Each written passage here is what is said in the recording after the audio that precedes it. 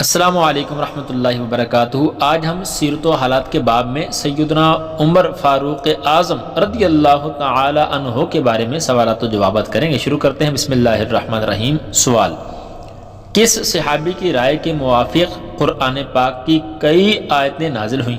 جواب: وہ صحابی حضرت سیدنا عمر بن خطاب رضی اللہ تعالی عنہ ہیں جن کی رائے کے موافق تقریباً 20 آیات طیبہ نازل ہوئیں۔ حضرت سیدنا علی المرتضیٰ کرم اللہ تعالی وجہہ الکریم فرماتے ہیں، بے شک قرآن کریم میں حضرت سیدنا عمر فاروق رضی اللہ تعالی عنہ کی رائے کے موافق احکام موجود ہیں۔ سوال: حدیث پاک میں شان فاروق اعظم کس طرح بیان کی گئی ہے؟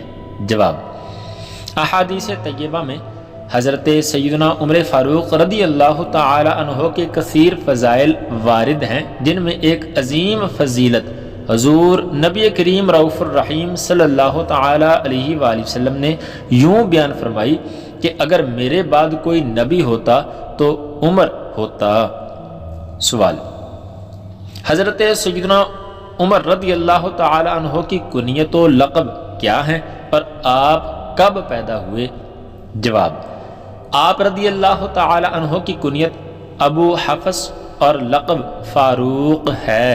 آپ عام الفیل کے 13 سال بعد مطابق 583 عیسوی میں پیدا ہوئے۔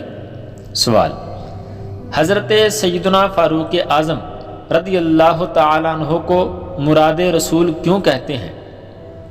جواب: حضور رحمت للعالمین صلی اللہ تعالی علیہ وآلہ وسلم نے عزت اسلام کے لیے آپ رضی اللہ تعالی عنہ کو بارگاہ الہی سے مانگا تھا اور یوں دعا فرمائی تھی، اے اللہ عز وجل خصوصاً عمر بن خطاب کے ذریعے اسلام کو عزت عطا فرما۔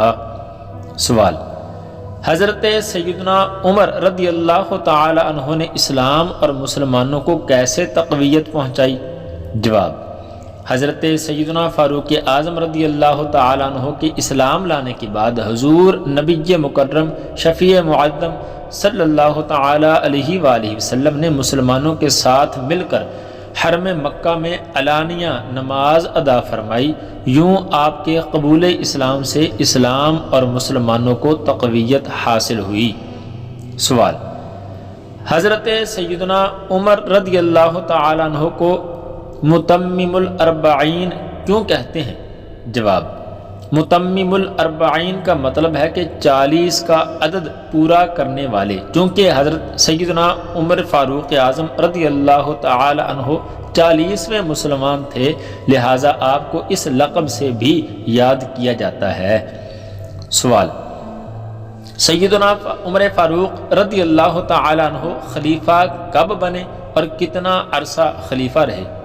جواب: امیر المؤمنین حضرت سیدنا عمر بن خطاب رضی اللہ تعالی عنہ 22 جمادی الاخری 13 سن ہجری بروز منگل منصب خلافت پر فائز ہوئے۔